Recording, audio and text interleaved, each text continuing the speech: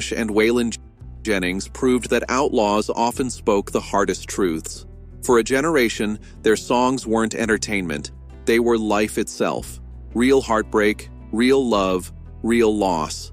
No glitter, no gimmicks, no pop hooks. Jackson and George Strait became the last guardians of that authenticity, keeping the fire of true country music alive while the world around them changed. But that fire is fading. Today, record labels chase chart-friendly pop crossovers, radio plays the hits, and fans notice. Jackson noticed too. In 2000, he and George Strait recorded Murder on Music Row, a warning shot aimed at Nashville's obsession with pop. And history. Now, at 67, Allen is on his final tour. Last call, one more for the road. The name itself carries the weight of a life lived in music and service. He's donated millions after Nashville floods, brought comfort to a grieving nation after 9/11, and walked onto the Country Music Hall of Fame stage on his own strength. This isn't just a farewell, it's a legacy. Allen grew up in Newnan, Georgia, in a tiny house built by his grandfather, with freight trains rumbling through his chest. His father, Eugene, taught him the value of hard work.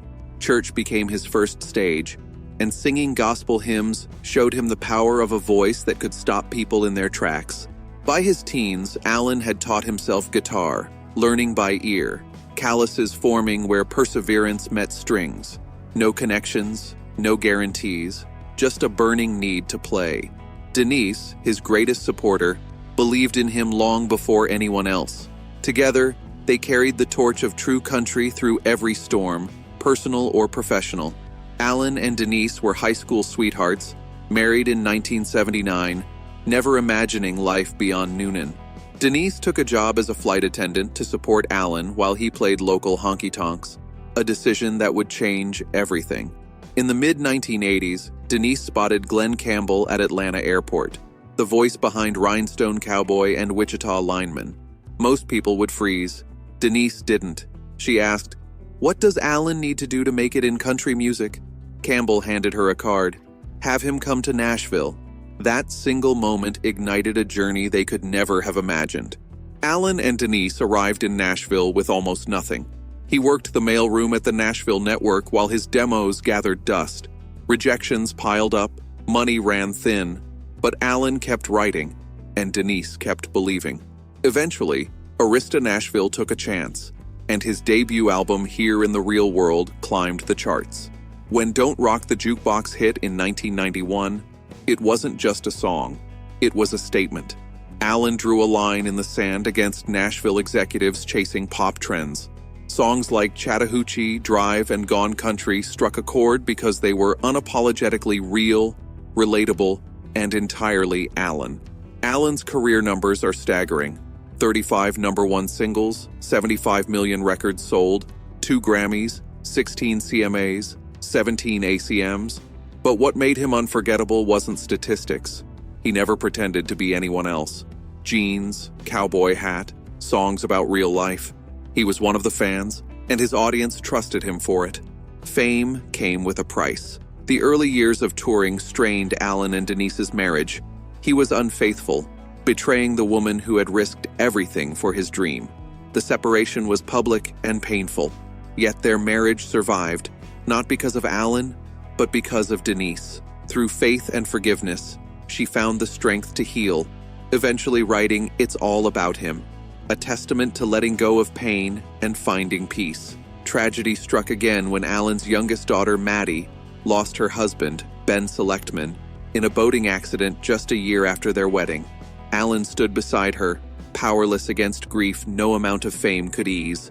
And then, September 11th, 2001, Allen watched the world collapse, like millions of Americans, but his songwriter's mind reached for meaning. By day's end, he had written most of Where Were You When the World Stopped Turning, a song asking the question every American was silently feeling. Weeks later, he performed it unannounced at the CMA Awards. By the second verse, the room was silent with tears. By the final note, the audience wept together. The song became an anthem, proving a single voice and a guitar could capture the heart of a nation. That instinct to turn hardship into action resurfaced in 2010, when floods ravaged Nashville. Alan didn't just watch, he stepped in. He donated generously, helped rebuild homes and lives, proving once again that when the world breaks, some respond not with words alone, but with song, service, and heart. Meanwhile, country music was shifting beneath his feet.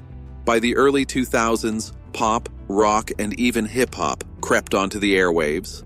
Steel guitars faded, heartfelt stories were replaced with party anthems, and the very soul of the genre was being diluted.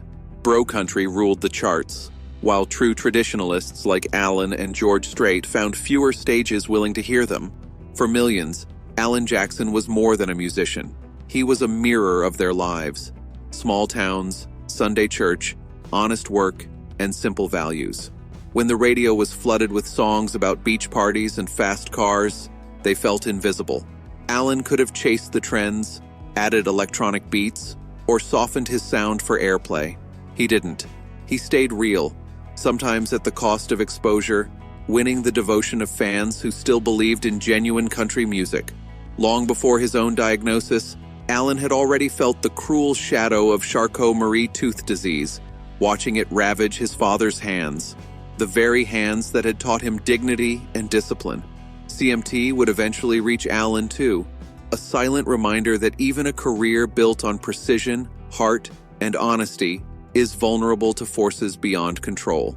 Songs like Remember When Now carry a deeper resonance, a quiet meditation on youth, love, parenthood, and the unyielding march of time. Each note reflects gratitude for what he's been given and awareness of what could slip away, a life measured in music, love, and authenticity. Through it all, Denise Jackson remains his anchor. The same woman who approached Glenn Campbell in an airport and changed the course of his career has weathered his worst mistakes, guided their daughters through tragedy, and now faces the next chapter of their lives with the same faith and resolve that once saved their marriage. Together, they stand as living proof that love, resilience, and real country music endure. Whatever lies ahead, Alan won't face it alone. For a man who learned early that love means surviving life's hardest trials, that may be the most important truth of all. We started out as teenagers, he says, and she's ridden this roller coaster with me for more than 40 years. Alan Jackson's story reminds us that real courage isn't about controlling the uncontrollable. It's about staying true to who you are, no matter what the world takes from you.